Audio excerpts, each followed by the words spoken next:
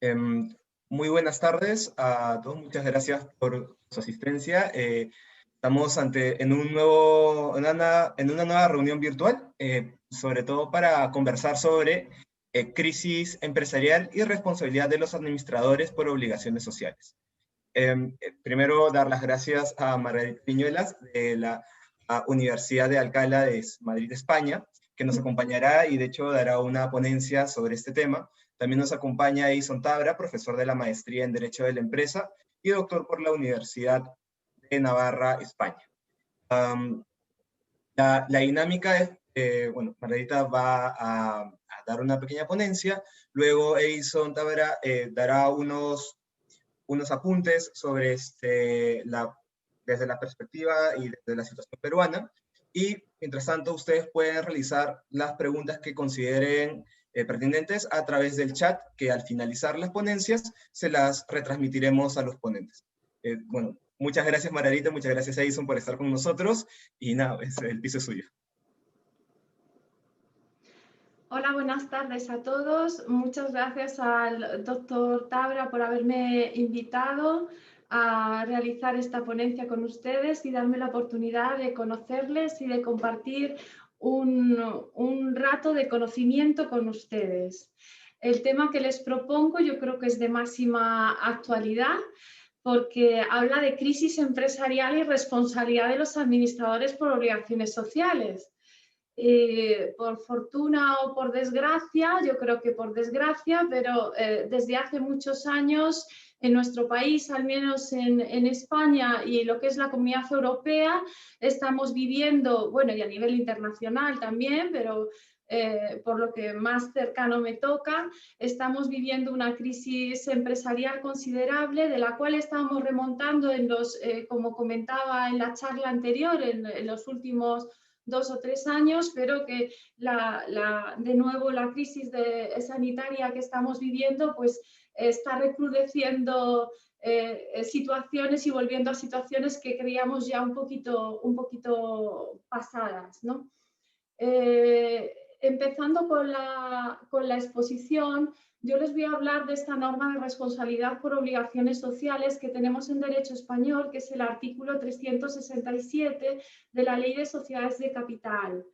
Se trata de que ante la crisis empresarial los administradores no estén pasivos. Se trata de que actúen cuando llega el momento y hay un desbalance patrimonial, es decir, el patrimonio se sitúa por debajo, sustancialmente por debajo de lo que es la cifra de capital como consecuencia de las pérdidas, se busca con esta responsabilidad una reacción. Se establecen unas obligaciones y si no se cumplen se sanciona o se responsabiliza a los administradores de las deudas sociales. Por tanto, se busca una reacción del administrador que evite que la situación económica se vaya deteriorando poco a poco sin remedio alguno y sin que nadie,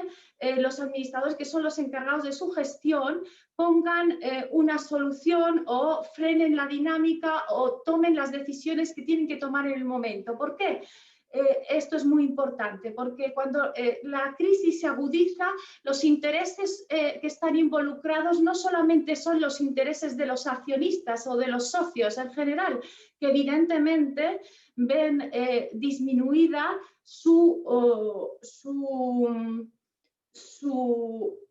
el valor de su participación en la sociedad, sino que también afecta a otros intereses como son los intereses de los acreedores o, llegado el caso, el interés de los trabajadores o incluso la estabilidad de la sociedad afecta al entorno social. Entonces, la crisis económica hace que surjan otros intereses distintos que no son exclusivamente lo de los propios socios y que deben y tienen suficientemente peso para que sean atendidos. Este es el toque de atención que se da con esta responsabilidad para que el administrador atienda, reaccione, olvide la pasividad y ponga soluciones mejores o peores, pero soluciones a esa situación de crisis. Bien, la norma en concreto establece que cuando las obligaciones, cuando el patrimonio de la sociedad disminuya como consecuencia de las pérdidas por debajo de la mitad de lo que es el capital social, establece a los administradores dos obligaciones. La primera, una principal, que es esta, que les obliga a convocar una junta en los 2 meses siguientes desde el momento en que se detectó esta situación de desbalance, para que la Junta decida qué hacer, si se toman decisiones económicas, si se puede salvar la situación de alguna manera o reducir el capital social, o si no se puede, que se tome la decisión de la disolución de la sociedad, ¿vale? Si la Junta no se llega a reunir, o si se reúne la Junta pero no decide ni las medidas económicas ni decide, adopta tampoco la disolución de la sociedad, entonces surge una segunda obligación legal para los administradores, y es que si la situación de desbalance persiste, ya la ley les dice, mire, ya ustedes lo que tienen que hacer es solicitar judicialmente la disolución de la sociedad, salvo que estuviera en situación de concurso. Si a la situación de desbalance, es decir, como les digo, estas pérdidas que han reducido el patrimonio neto de la sociedad por debajo de la mitad del capital social, este desbalance que indica ya una crisis, es suficientemente fuerte el desbalance como para indicar una crisis. Bueno, pues si a esta crisis económica se une la insolvencia, no necesariamente tiene por qué ser así, son dos fenómenos distintos. Generalmente, de hecho, son consecutivos, no simultáneos. Bien, generalmente hay una situación de desbalance que, si se sostiene, si se continúa y se degenera, puede acabar dando lugar a una situación de insolvencia. ¿Qué es la insolvencia? Como ustedes bien saben, la insolvencia es la imposibilidad de pago puntual de las obligaciones a los acreedores, al menos desde el punto de vista de nuestra ley concursal. Bien, si se produjera la situación de desbalance unida a una situación de insolvencia, entonces ya la ley dice, mire, entonces ya no solicite la disolución, sino ya lo que procede es solicitar el concurso y que se arbitren las medidas concursales, y damos entonces entrada a la ley concursal. ¿De acuerdo? Con los procedimientos que ya saben ustedes que se encaminan sobre todo a ordenar el pago de los acreedores. Este procedimiento concursal ordena el pago de los acreedores. Bien, entonces, retomando, la norma establece que en un caso de que haya un desbalance grave que sitúe el patrimonio neto como consecuencia de las pérdidas por debajo de la mitad de la cifra de capital, pues hay que adoptar decisiones, convocar la Junta, y si la Junta no llega a adoptar decisiones o no llega a reunirse, solicitar la disolución judicial. Bien. Los acreedores, si incumplen estas obligaciones los administradores, es entonces cuando surge esta responsabilidad solidaria de los administradores por las obligaciones sociales, que viene a reforzar el cumplimiento de esas obligaciones y, por tanto, a reforzar, a empujar a los administradores a actuar en situación de crisis según entiende la normativa que se debe actuar, que es cumpliendo las obligaciones que hemos señalado. ¿Bien? Entonces surge esta responsabilidad solidaria de los administradores, y la última parte de la norma que se cita al final facilita la solicitud a los acreedores, porque los acreedores que demanden la responsabilidad del pago de sus créditos a los administradores que hayan incumplido estas obligaciones, no necesitan probar que su crédito es posterior al acaecimiento de la causa de disolución, sino que se hace una inversión de la carga de la prueba, y es se presume que es posterior y por tanto que está dentro de la cobertura de la responsabilidad, y es el administrador el que tiene en su caso que probar que el crédito es anterior y por tanto excede de la cobertura de la responsabilidad. Si me han seguido hasta aquí, a continuación me gustaría,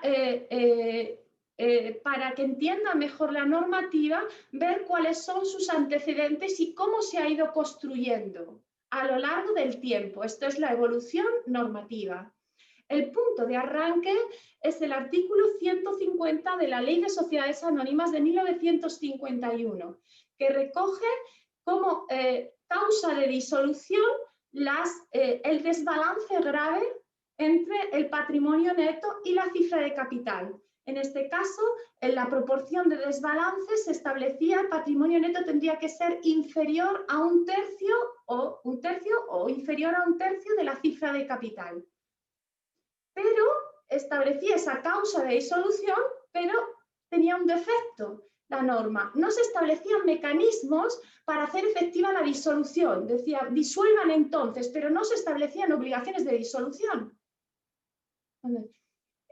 Esta carencia vino a ser cubierta posteriormente por la ley,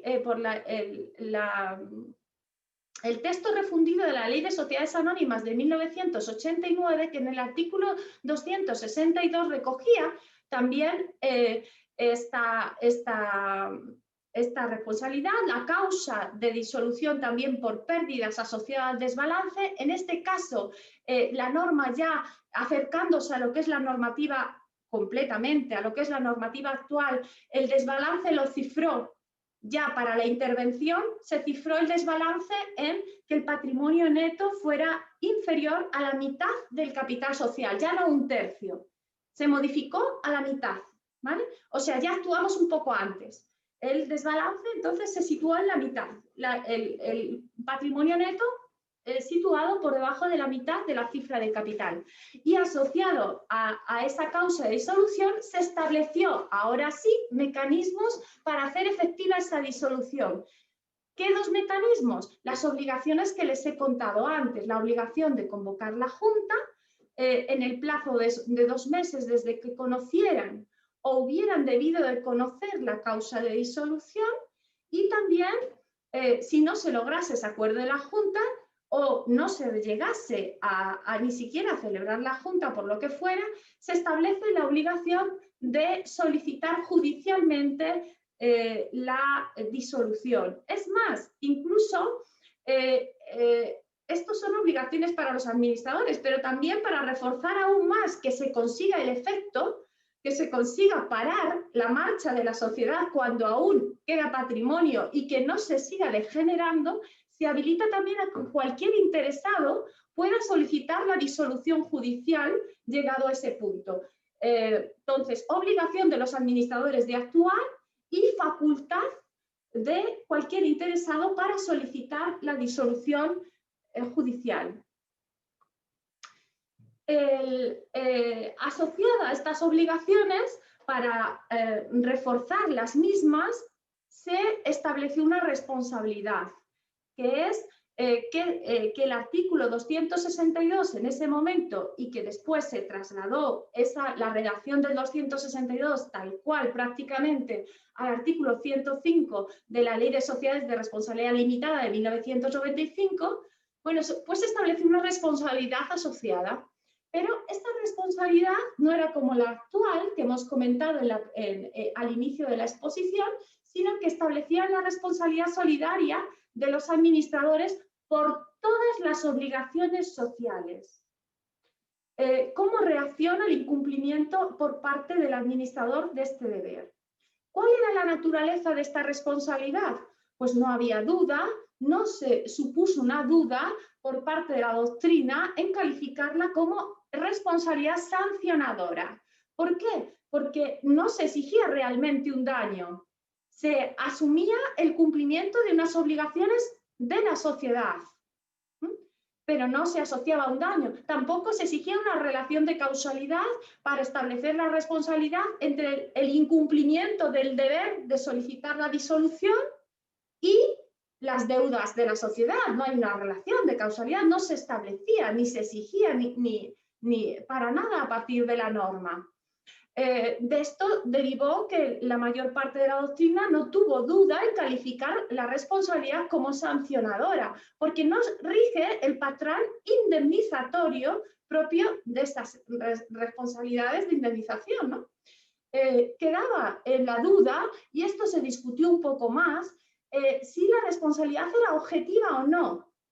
Es decir, ¿cabía exonerarse de la responsabilidad? ¿Era automática? ¿O los administradores podían eludir la responsabilidad de alguna manera, aludiendo?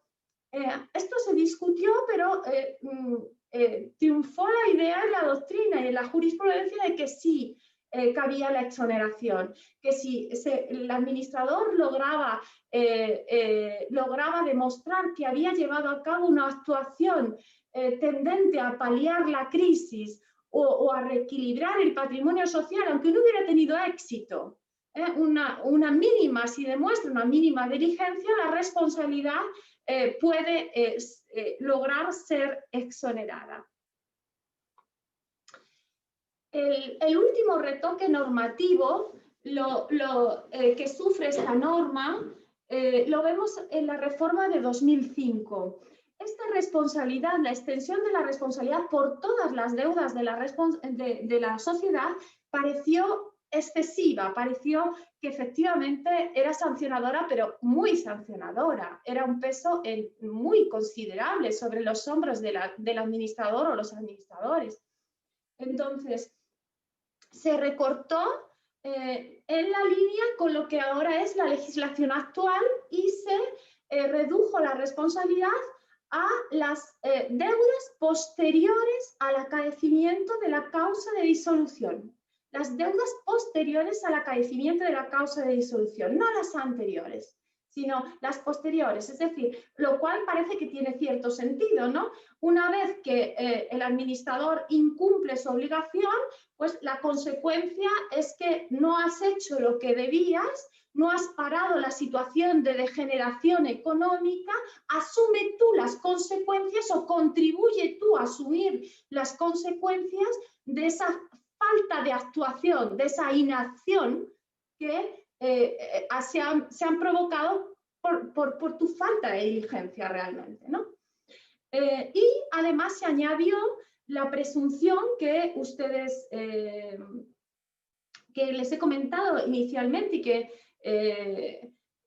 ustedes ya han escuchado, que es la presunción legal de que el acreedor no tiene que probar el carácter posterior de su obligación a la hora de exigir la responsabilidad de los administradores, sino que se invierte la carga de la prueba. Bueno, pues ese matiz se introdujo entonces con la reforma de 2005, al igual que la reducción de la responsabilidad, que quedó así más matizada. Con esto queda explicada la norma en sus líneas generales, la norma de responsabilidad, y queda quizá, que es lo que voy a explicar ahora, ver cómo se enlaza la normativa societaria y la normativa concursal, porque como ustedes entenderán, este es un tema que está a caballo un poco entre lo que es derecho de sociedades y derecho concursal, ¿no? Entonces, a partir de la publicación de la ley concursal 22/2003, se introdujo en esta ley concursal 22/2003 una coordinación, y también en el texto de la norma societaria se hicieron modificaciones para coordinar lo que es la ley concursal con la ley de responsabilidad, ley de sociedades de capital. Bien, ¿y cuál fue el resultado? Pues en caso, como les contaba en algún momento, en el caso de que la situación fuera de insolvencia, es decir, que a las pérdidas cualificadas se uniese la situación de insolvencia, no solamente tenemos desbalances, sino que somos incapaces de pagar puntualmente a nuestros acreedores. En ese caso, la normativa societaria queda desplazada por la normativa concursal y se da prioridad a la normativa concursal, de forma que la disolución de la sociedad ya no hay que disolver la sociedad. Lo que hay que hacer es iniciar un procedimiento concursal si es que estamos en insolvencia. Iniciar un procedimiento concursal porque dentro del procedimiento concursal se ventila de otra manera estas cosas. La disolución judicial, la disolución de la sociedad se produce llegada a la fase de liquidación de forma automática y la responsabilidad de los administradores se desplaza a la societaria por la responsabilidad concursal, una específica concursal que se regula en el artículo 456 del texto refundido de la ley concursal 1/2020 que está recién aprobado y que regula ahí una norma específica de responsabilidad de los administradores que podría acaparar también este supuesto de falta de cumplimiento puntual de el inicio del procedimiento concursal, ¿no? Una vez ya detectada la situación de insolvencia. Entonces, se da prioridad, por tanto, a las soluciones concursales. ¿Y qué es lo que ocurre con la responsabilidad societaria, la responsabilidad por las deudas sociales que estamos viendo? Pues el artículo 136 y 139 del texto refundido de la ley concursal regulan esta situación y establecen, en coherencia con lo que acabo de decir de la prioridad de las soluciones concursales, establecen que si la acción se ha ejercitado antes del inicio del procedimiento concursal, la acción de responsabilidad por deuda se ha ejercitado antes de que se haya iniciado, porque no ha habido, puede haber desbalance y no ha habido insolvencia, y la insolvencia se ha producido después y ha dado lugar a que se pueda ejercitar la acción. Bien, pues si la acción se ha ejercitado, queda en suspenso una vez que se inicia el procedimiento concursal. Y si no se ha ejercitado, ya no se puede ejercitar una vez que se inicia el procedimiento concursal, dando así, por tanto, prioridad, como decimos, a las soluciones concursales y a la responsabilidad concursal que se regula en el 456. Eso sí, no muere la acción que cerrado el procedimiento concursal si el acreedor aún no entendiera que no está satisfecho y quisiera ejercitar la acción revive una vez finalizado el procedimiento concursal, puede volver a ejercitarse por aquellos acreedores que entienden que quedan aún insatisfechos del cumplimiento en la satisfacción de sus créditos. Y con esto pues he acabado mi exposición y espero que me hayan podido seguir en ella con facilidad. Gracias.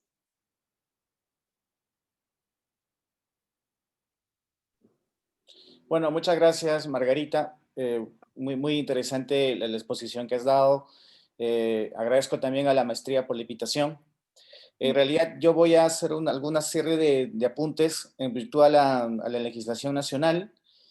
Quizás, si me puedan permitir hacer el compartimiento de mi presentación también, os agradecería mucho. Edison, sí, ya puedes compartir la pantalla. Perfecto.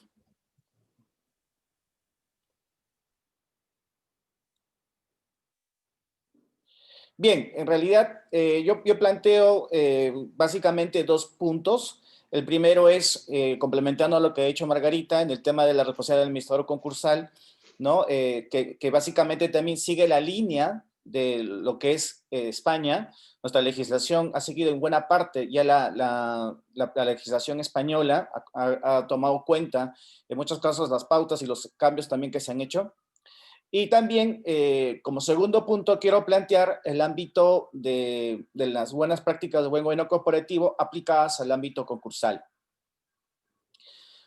básicamente el ordenamiento societario, ¿no? En el caso peruano, parte también de que en el artículo 407, pues, digamos, como una causa de disolución también de la sociedad comercial, va a estar estableciendo el 407, inciso 4, que en caso que haya pérdidas que reduzcan el patrimonio neto a cantidad inferior a la tercera parte del capital pagado, ¿no? También, pues, los administradores deben comunicar a la Junta efectos de que o reduzcan el capital o que procedan a la disolución. Entonces, en ese caso, si esto no se cumpliera, va a generar también un caso de responsabilidad de parte de los administradores. Ahora, hay que partir que en el caso del Perú, ¿no? Nosotros tenemos dos órganos de gobierno. La administración está dividida tanto en el directorio como en la gerencia.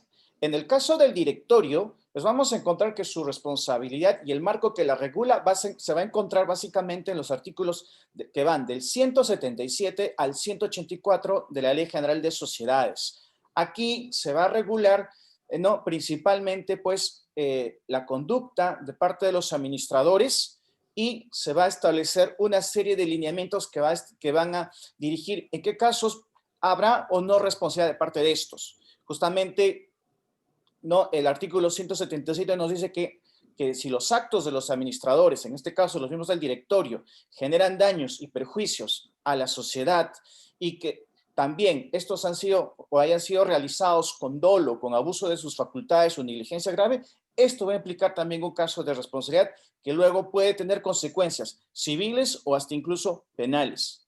Incluso el legislador peruano ha querido aplicar y ser más preciso en el sentido de que si han dado o se han presentado contratos, créditos, préstamos o garantías en los cuales haya habido una omisión a la legislación o haya habido un aprovechamiento de parte de los miembros del directorio, también va a generar un caso de responsabilidad.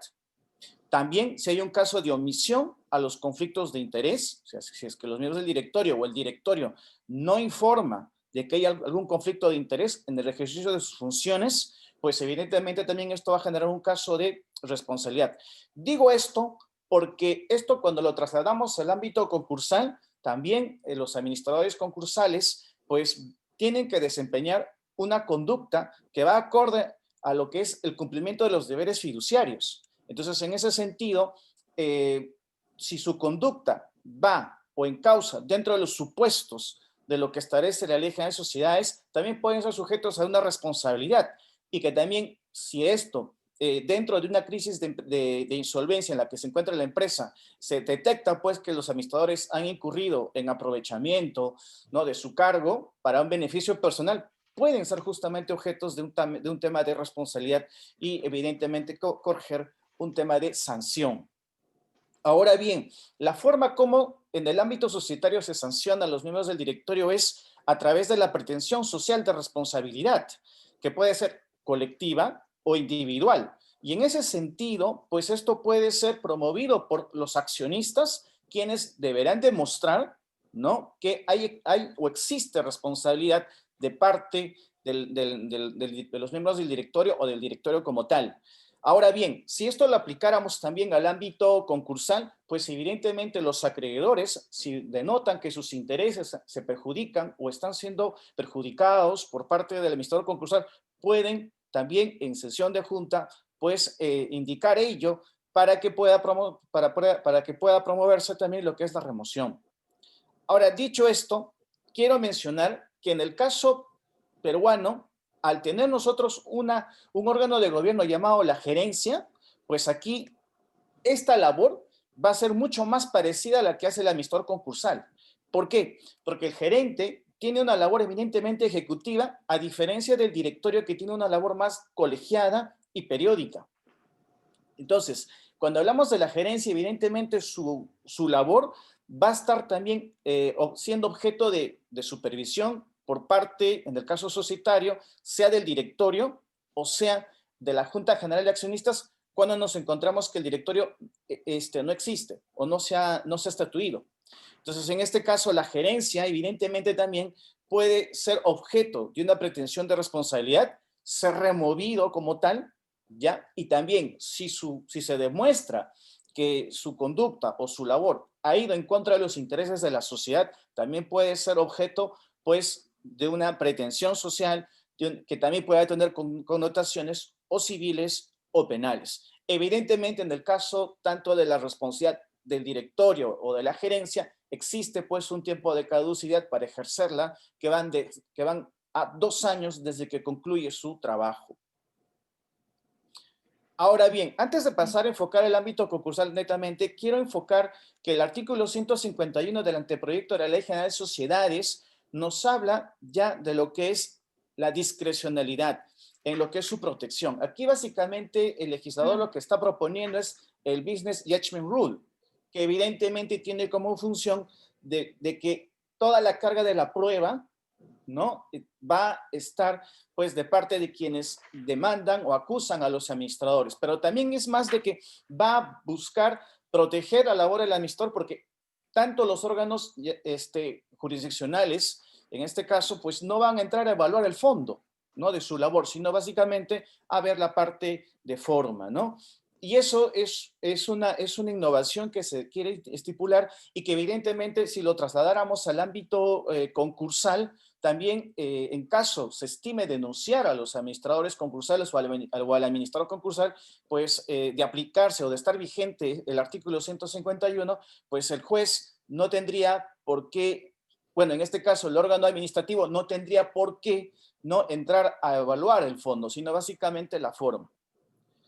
Y digo esto ya por un sencillo motivo, y es de que en el ámbito concursal, a diferencia del derecho comparado, pues el procedimiento concursal se va llevando a cabo, ¿no?, ante un órgano administrativo, que a diferencia, por ejemplo, de España, donde se hace ante el juez, en el ámbito peruano se hace ante una autoridad administrativa que es la Comisión de Procedimientos Concursales, que es la que va supervisando el desarrollo del procedimiento concursal y que será precisamente aquella que de encontrar o de tomar conocimiento de alguna conducta de parte de, ya sea en este caso del administrador concursal, pues puede activar justamente la evaluación de su conducta, un poco aplicando supletoriamente la Ley General de Sociedades y establecer si ha habido o no responsabilidad. Ahora bien, en el ámbito administrativo, sin dejar de lado de las consecuencias civiles y penales que pueda acarrear la conducta del administrador, pues se puede imponer una multa, ¿no?, que va desde una UIT hasta 100 UITs, unidades impositivas tributarias, que un poco podríamos hacer una equivalencia en euros a 900 euros cada unidad impositiva tributaria, ¿no? Entonces, eso, por ejemplo, es una multa que la autoridad administrativa impondría al administrador, ¿no?, por algún defecto o por incumplir su función o por aprovecharse de esta, y también involucraría, ¿no?, adicionalmente su suspensión de registro y su inhabilitación permanente. Esto en el sentido de que en el caso peruano, la ley exige que para que el cargo de administrador sea ejercido como tal, pues estos tienen que inscribirse, sea como persona natural o persona jurídica, en un registro que la autoridad del INDECOPI establece, ¿no? Entonces, en este caso, la sanción será en primer lugar administrativa, sin dejar de lado que esto pueda tener también connotaciones civiles y penales. Ya un poco para complementar la presentación de Margarita, yo me permito un poco también incorporar el debate de que recientemente, hoy en día se habla que a través de los criterios de buen gobierno se busca complementar un poco lo que es el hard law o el derecho en el sentido de que, si bien es cierto, ya tenemos todo un armado jurídico que puede proteger los intereses de los acreedores, ¿no?, frente a la labor que hace el administrador concursal, pues evidentemente también se busca implementar, se propone justamente implementar normas de soft law, normas de buen gobierno, en este caso, que busquen de alguna manera exigir un comportamiento adecuado de parte del administrador concursal, pero también proponiendo una serie de conductas por parte del acreedor o de los acreedores, en el sentido de que aquí, en el ámbito concursal, nos encontramos en una situación en la cual tanto los intereses de los acreedores como incluso de la misma empresa deudora y de sus grupos de interés están en juego debido a la labor que pueda llevar a cabo el administrador concursal. Entonces, en ese sentido, complementando a la legislación que existe a nivel societario y concursal, pues vamos a tener en cuenta que las normas de soft law pueden pedir, ¿no?, que se cumplan determinados comportamientos, ¿no? Y en ese sentido, esto va a tener un fin eminentemente preventivo.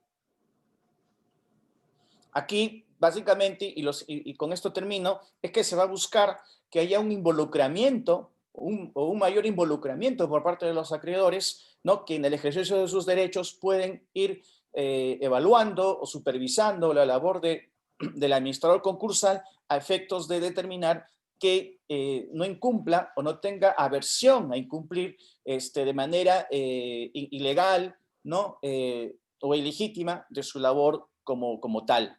Es más, de alguna manera aquí, al momento de escoger al administrador concursal, pues se puede ir recomendando la aplicación de los criterios que se aplican en derecho societario, que es el del director independiente, que sería un poco de estipular determinadas condiciones que debe tener un administrador concursal, que independientemente que esté inscrito, ¿no? en el registro de la autoridad administrativa peruana, pues, digamos, demuestre que tiene las condiciones y los criterios de independencia y profesionalidad que van a permitir que va a llevar a cabo una adecuada función, ¿no? en la administración concursal. Y esto justamente con los criterios, pues, de transparencia y eficiencia en la cual este administrador concursal, sin que necesariamente la ley se lo exija, ¿no?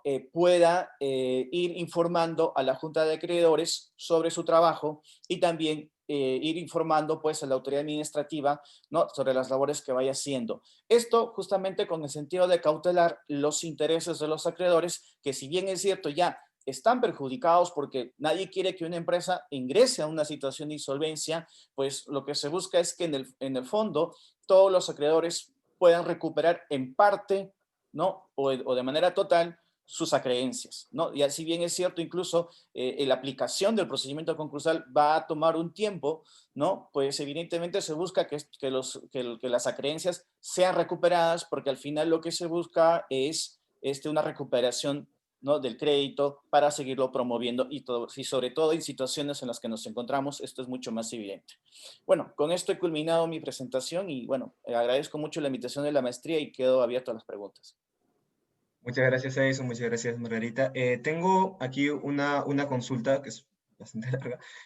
Creo que bueno, está dirigida a Margarita, que indica: me gustaría que se aclare si en la regulación española la responsabilidad solidaria que cae sobre los administradores es una sanción por la mala gestión social o si es precisamente por incumplir con su obligación de no convocar a Junta General para que se acuerde su disolución o por no solicitar su declaración judicial.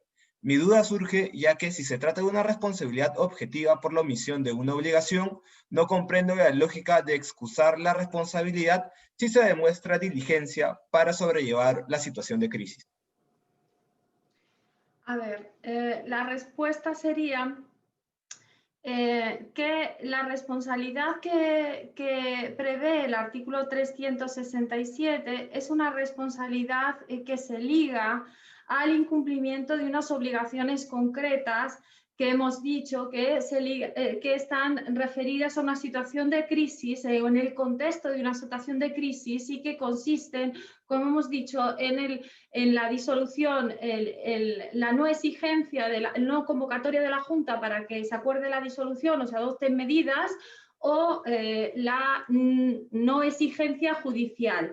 En fin, es una responsabilidad específica, sancionadora específica del incumplimiento de esas obligaciones. En nuestro derecho, quiero abrir el espectro para que también completar lo que ha comentado el profesor Tabra.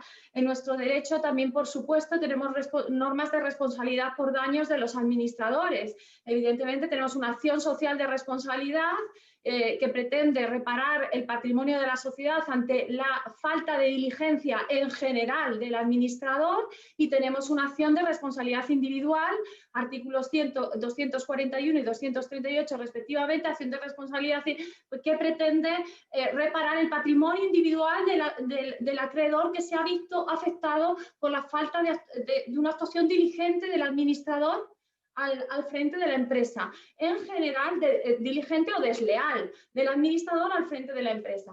Entonces, esas son normas de responsabilidad generales que nosotros evidentemente también tenemos, a la par que también tenemos la protección de la discrecionalidad como un ámbito, como en el artículo 226 de la Ley de Sociedades de Capital se ha incorporado recientemente tras la reforma 31/2014, la última gran reforma de la Ley de Sociedades de Capital para la mejora de su gobierno corporativo, llamado así precisamente, mejora de su gobierno corporativo, o sea, muy inspirada en el buen gobierno, en la buena gobernanza, pues incluyó la protección de la discrecionalidad también como un ámbito, como una especie de burbuja en la que el administrador puede flotar con cierta holgura sin tenerse al margen, sin estar presionado por las normas de responsabilidad, porque siempre que sea razonable la decisión que tome en un momento determinado conforme a diligencias, a pautas, a procedimientos adecuados, se le salvaguarda independientemente de que finalmente esa decisión fuera errónea con el tiempo, el paso del tiempo, las circunstancias y demás, queda a salvo de esa responsabilidad. O sea, tenemos el marco completo. Me he centrado en la explicación de esta norma de responsabilidad porque es singular, exclusivamente la norma de responsabilidad del artículo 367, porque es singular de nuestro derecho y no está extendida en otras legislaciones, aunque en el ámbito europeo se tiende, la última directiva, la directiva 2019-1023, que no me acordaba de la numeración, de reestructuración temprana, va, llamada así muy significativamente, va en el artículo 19 de esta directiva,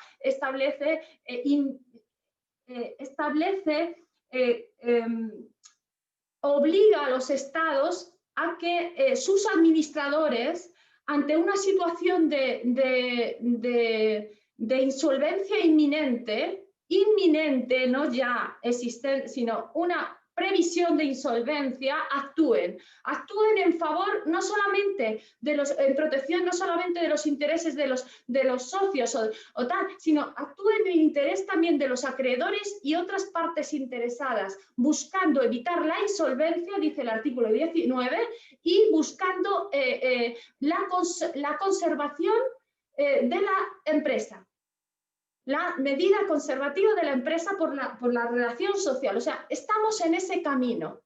Y en ese camino España ya dio un paso. O sea, quiero decir, a la hora de transponer esta directiva e integrarla en nuestro ordenamiento jurídico que aún no se ha integrado, estamos en el periodo de transposición, tenemos 1 año y pico aún para poderla transponer.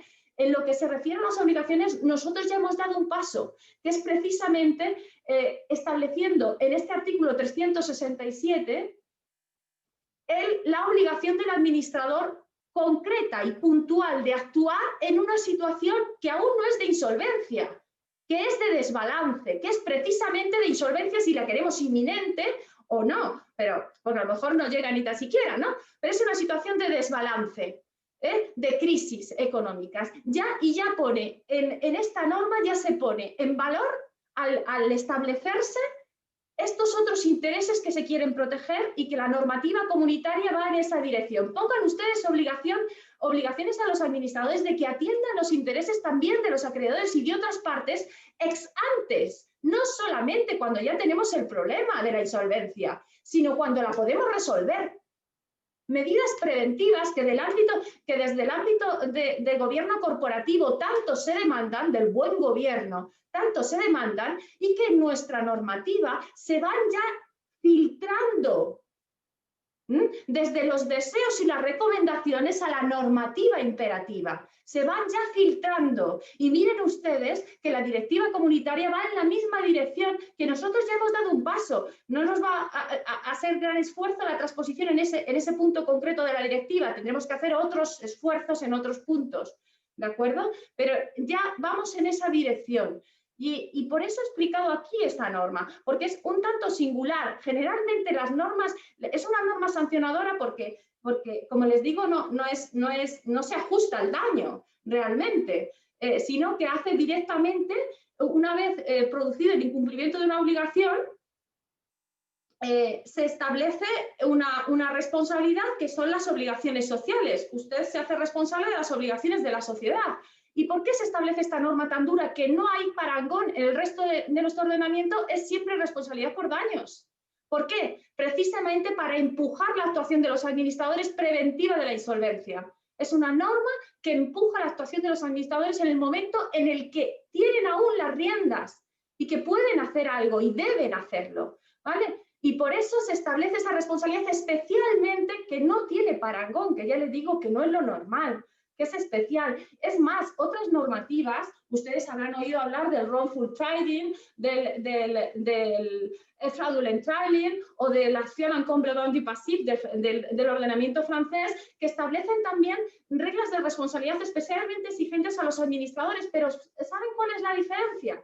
La diferencia de esas normas, por eso la normativa española y la comunitaria van en una dirección, yo creo que es aún un poquito mejor que esas normas, que ya son más antiguas también, porque esas normas se sitúan en el ámbito concursal. Cuando ya tenemos el procedimiento concursal abierto, es mejor, si es posible, ir un poquito antes. Y por eso en nuestro ordenamiento jurídico, y por eso la normativa, las directivas comunitarias intentan anticipar la actuación en un momento anterior a la insolvencia, cuando aún no tenemos el procedimiento concursal, como una medida preconcursal o para concursar, para evitar el concurso. Una vez que lo tenemos, de acuerdo, podemos adoptar también normas de responsabilidad, todo, pero ya hemos perdido un poquito el paso. Ya vamos un poco detrás, ¿ven ustedes? Entonces, de ahí la singularidad y de ahí quizá el acierto de poner esa norma, intentarlo poner en un momento en el que a lo mejor hay alguna esperanza de supervivencia. Y si no hay esperanza de supervivencia de la empresa, por lo menos paramos la actividad de la sociedad y que no siga la degeneración económica, que a quien arrastra no es a los socios al final. A quien arrastra es a la sociedad entera, a los trabajadores, a los acreedores. ¿Dónde se desplazan las consecuencias de una mala actuación de los administradores cuando la sociedad está en crisis? ¿Dónde se desplazan? Se desplazan a los terceros, que son los que menos culpa tienen, porque el socio invirtió. Si pierde su inversión, su problema, invirtió libremente, pero ¿el trabajador qué? El trabajador que estaba ahí pierde su trabajo. Menuda gracia. ¿Y el acreedor? ¿Entienden? Entonces, esta norma incluso es también interesante porque al proteger a los acreedores, es una norma protectiva, que protege a los acreedores y que incluso puede incentivar que puedan seguir haciendo negocios con la sociedad en esa situación de crisis, porque bueno, porque claro, el problema también de las situaciones de crisis es que los acreedores salgan corriendo. Es que ya no nos financie nadie, es que nuestros proveedores se vayan. ¿Bien? Entonces, con una norma de responsabilidad de este tipo, que es especialmente cómoda para los acreedores, en el sentido de que no tienen que probar el daño, no tienen todas las dificultades, esas que parecen imposibles de solucionar con una responsabilidad indemnizatoria, o muy difíciles en ocasiones, aquí se disuelven. Entonces dicen, bueno, pues a lo mejor podemos seguir haciendo negocios a ver si se solventa. Y con el amparo de esta responsabilidad que nos garantiza que junto al patrimonio de la sociedad tenemos el patrimonio de los acreedores personal que cogarantiza el propio de la sociedad. Muchísimas gracias, este pequeño apunte. Muchas gracias, Margarita. Más bien, Edison, quería saber si deseas hacer algún comentario, porque justo Virginia también nos comenta, ¿no? Que en Perú tenemos una norma similar y es la situación de irregularidad de la sociedad por continuar en operaciones pese a incurrir en una causal de disolución por pérdida. ¿Y la responsabilidad es indemnizatoria o es sancionadora? Bien, bueno, a ver, si estuviéramos en el ámbito justamente societario, ¿no? La responsabilidad evidentemente sería sancionatoria si tiene consecuencias penales, o si tiene consecuencias civiles, también implicaría una responsabilidad indemnizatoria, pero que ya se tendría que ver en el ámbito judicial, ¿no? Aquí básicamente a través de la acción de responsabilidad social se removería a los miembros del directorio o de la gerencia ¿no? Pero ya, digamos, a nivel societario, pero ya a nivel penal o civil, esto tendría que llevarse al Poder Judicial. Ahora bien, un poco complementando también lo que decías, en el Perú también se ha promulgado recientemente, ¿no? El reciente procedimiento acelerado de reconversión concursal, que de alguna manera también busca dar un espacio o un alivio a las empresas también justamente ante este proceso de insolvencia en el que se encuentra justamente a través del tema de la pandemia. Y aquí básicamente es de que a nivel digital, una empresa que tiene o argumenta que tiene problemas financieros, económicos, puede solicitar al órgano administrativo acogerse a este procedimiento, ¿no? Y que justamente, ¿no?, esto quede supeditado a los acreedores. Ahora bien, hay un problema aquí, por ejemplo, porque este tipo de procedimientos, si bien es cierto, son digitales y si bien es cierto, pueden ser, digamos, hechos con la rapidez justamente para garantizar el interés de la empresa deudora, ¿no? Con lo que incluso aquí hago la precisión, porque este procedimiento protege el interés de la empresa deudora y se escapa un poco a lo que es la tónica en la legislación concursal peruana, que va un poco por priorizar el interés del acreedor, ¿no? Bueno, volviendo un poco a lo que quería argumentar, es de que en este procedimiento, quien solicita acogerse es la empresa deudora y en este caso el administrador tiene la carga de la prueba para acreditar que lo que motiva a acogerse a este procedimiento es que la crisis se ha generado por el COVID-19. Entonces, claro, si esto lo llevamos a un ámbito ya, por decirlo así, práctico, ¿cómo tú acreditas que tú estás en un proceso de insolvencia motivado por el COVID diferenciado de una crisis regular? Ahora bien, la norma sí establece de que entre acogerte al procedimiento ordinario y acogerte al procedimiento acelerado, pues prioriza acogerte a lo segundo, ¿no? Pero en todo caso, yo a lo que voy es que puede que en estos casos el administrador concursal puede incurrir en una suerte de malutilizar este procedimiento acelerado que le da beneficios a la empresa un poco para encubrir su labor que ha estado llevando a cabo y que de repente ha sido deficiente, ¿no? Entonces, en ese punto yo creo que va a caber, ¿no?, de que posteriormente, una vez que pase este procedimiento, se evalúe si realmente ha servido o no, porque claro, estamos ante procedimientos que son rápidos y que evidentemente en la práctica funcionan casi como declaración jurada, porque basta que envíes que la empresa tiene problemas para que se inicie y se active este proceso, ¿no? Y que luego, y que bueno, se tendrá que verificar si realmente ha funcionado o no y determinar, y ahí por ejemplo, por eso decía yo que como buena práctica es esencial que los acreedores supervisen constantemente la labor del administrador concursal, ¿no? O en todo caso, que los accionistas supervisen la actividad del gerente que va a solicitar, por ejemplo, en el caso de este procedimiento acelerado, acogerse, ¿no? Porque una cosa es que tú te acojas a un procedimiento que ayuda a paliar una situación de insolvencia motivada por la crisis económica y otra cosa es que tú encubras una labor de mal administrador.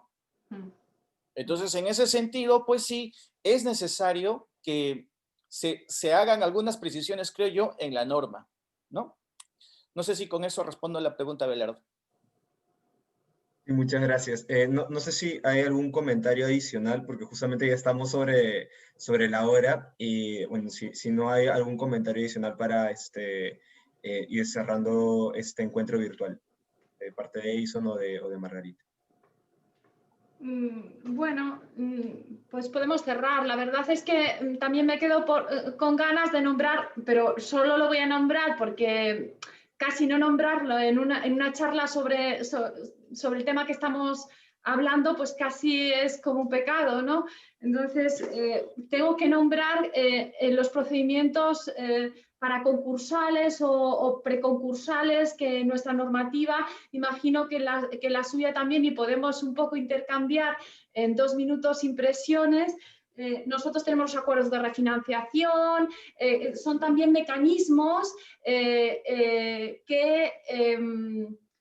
o los acuerdos judiciales de pagos, pero bueno, los más utilizados en nuestra normativa son los acuerdos de refinanciación, que son mecanismos que buscan bueno, realmente tienen naturaleza contractual, han existido de toda la vida, esto no lo ha inventado el derecho concursal, son acuerdos entre los acreedores para refinanciar la sociedad, ¿vale? Para refinanciar la empresa. Esto se llama acuerdo de refinanciación. Generalmente se llevan a cabo en situaciones de crisis, pero no necesariamente en situación de insolvencia, ¿vale? Puede ser situación de crisis o puede ser situación de insolvencia, ¿no? Y tienen en nuestra normativa se les ha dado mucho empuje porque como hemos sufrido una crisis considerable, la regulación de los acuerdos de refinanciación se ha mejorado mucho y ha habido muchas empresas que se han podido acoger este procedimiento. Si se daba la situación de crisis, se permitía, se tenía que solicitar la declaración de concurso, pero a la par se comunicaba en el inicio de negociaciones al juez de lo mercantil, de forma que paralizaba el procedimiento durante unos meses, habría 3 meses, de que luego la legislación ampliaba a 4, y total, más los 2 meses que tenemos para solicitar el procedimiento concursal desde el momento en que tenemos las pérdidas, teníamos 2 meses, más 3 meses más 1 más, al final la legislación nos daba como un margen de 6 meses para poder llegar a un acuerdo con los acreedores que permita la refinanciación de la sociedad y nos salve de esa situación de insolvencia y por tanto del procedimiento concursal. Llegado el paso de ese periodo, tendríamos que comunicar si se ha resuelto o no la situación de insolvencia, y si se ha resuelto entonces ya el procedimiento no sigue, y si no se ha resuelto entonces es cuando se inicia realmente. Entonces es también una vía ahí intermedia intentando también evitar el procedimiento y salvar la empresa lo antes posible, ¿no? Buscar soluciones preconcursales que se han impulsado mucho durante la crisis, porque claro, la pérdida de empresas es una pérdida para el tejido empresarial y social que es un lastre, ¿no? Entonces, bueno, es interesante también en este ámbito preconcursal y de búsqueda de medidas que de forma preventiva eviten la insolvencia o la traten a primerísima hora, pues dentro de esas medidas, aparte de la responsabilidad por obligaciones sociales que la trata justo antes, también los acuerdos de refinanciación la pueden tratar justo antes o incluso a la par. Y también son medidas que pretenden encaminadas en la misma dirección. Quería simplemente dar este apunte por un poco dejar el contexto ya más cerrado de todo el tema. Gracias. Muchas gracias, Margarita, muchas gracias, Edison. Y bueno, de todas maneras, agradecer a todos los asistentes a este encuentro virtual. De hecho, de parte de la maestría en Derecho de la Empresa estamos bastante agradecidos. Otra vez, vuelvo a agradecer a Edison por sus comentarios y a Margarita por tu excelente ponencia. Y nada, buenas tardes y esperemos verlos pronto en otro encuentro virtual o, Dios quiera, presencialmente. Muchas gracias, Margarita. Gracias. Muchísimas gracias, Edison, muchísimas gracias. Perdón, ¿cómo te llamaba? Abelardo. Sí. Abelardo, perdón. Muchísimas gracias, Abelardo.